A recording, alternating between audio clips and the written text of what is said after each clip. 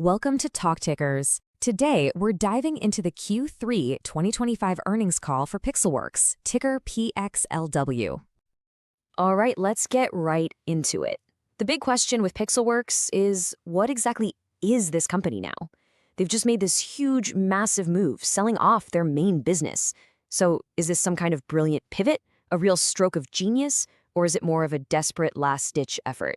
That's what we need to figure out, because the whole story here has been completely flipped on its head. Okay, so first things first, let's look at the headline numbers from their November 11th call. On the one hand, they actually beat on earnings per share, which is great. Non-GAAP EPS came in at negative 69 cents, about 25% better than expected. But on the other hand, they missed on revenue. Not by a time, about 2.5%, coming in at $8.8 million. Management did point to some good stuff like better gross margins and a really big cut in their cash burn, down 60% from last year. So a bit of a mixed bag. So you see a beat on earnings, a slight miss on revenue, and you might think, okay, not great, not terrible. But then you look at the stock, which is down a whopping 38% this year. Clearly, these quarterly numbers are not the real story here. The market is looking way past this one report because the company itself is about to become something completely different. And that brings us to the main event, the absolute core of this story, the pivot. And it all comes down to one thing. They're selling their Shanghai business. Seriously, this isn't just a minor deal. This is the transaction that changes absolutely everything for Pixelworks.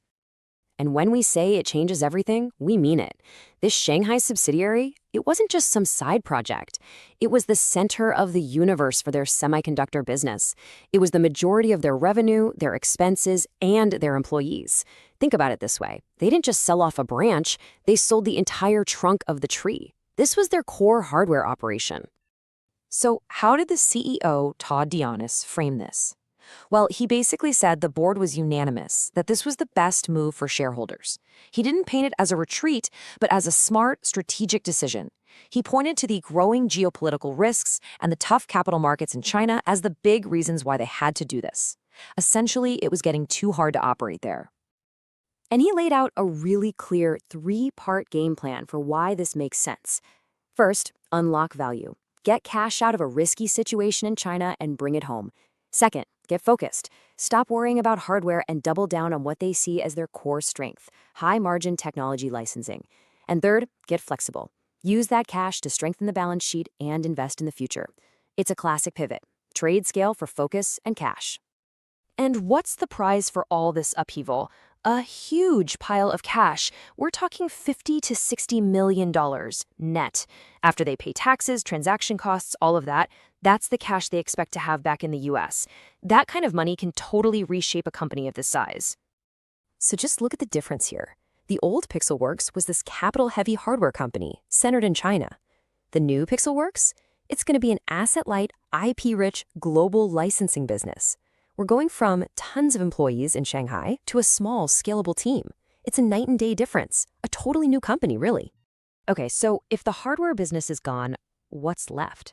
What is the new Pixelworks betting everything on? Well, it all comes down to one thing, a technology called TrueCut. So, what is TrueCut Motion? It's basically a super advanced imaging platform for filmmakers. It lets them fine-tune the look of motion in movies, things like motion blur and judder, so that what you see in the theater is exactly what you see at home on your TV. And the most important part? Pixelworks owns 100% of this technology. This is their crown jewel now. And they are seeing some traction, which is good.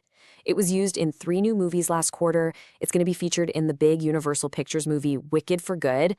But here's the real kicker. Management said they're getting close to a big partnership, a deal that would get TrueCut built into more devices, which is exactly what they need to really scale this thing up. That could be the game changer. Okay, so management is painting this really optimistic picture, right? A lean, mean IP licensing machine. So how's the market taking it? Well, to put it mildly, they're not buying it. In fact, investors have been absolutely hammering the stock. You might have seen the stock pop a couple of % after the earnings report and thought, oh, that's not so bad. But that is so misleading. The real damage was done back in October. First, they announced they were selling more stock, which the market hates.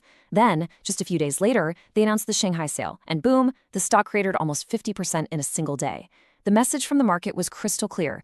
We think you just sold the only valuable part of your company. And just to put that in perspective, look at this. The broader semiconductor sector is having a great year, up over 35%. Meanwhile, Pixelworks is down almost 40%. This isn't some industry-wide problem. No, this is a Pixelworks-specific problem. The company is going one way while its entire peer group is going the other.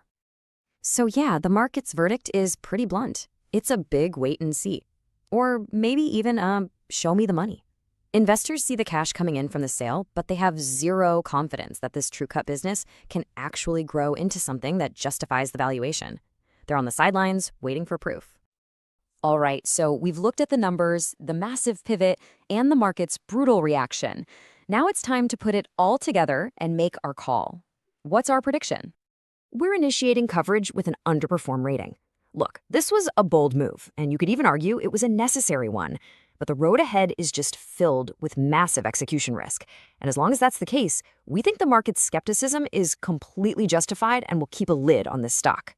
So what would have to happen for us to be wrong? Well, the bull case is pretty simple. Everything has to go perfectly. The Shanghai deal closes without a hitch, they get the full $60 million in cash, and they announce that huge TrueCut partnership they've been hinting at.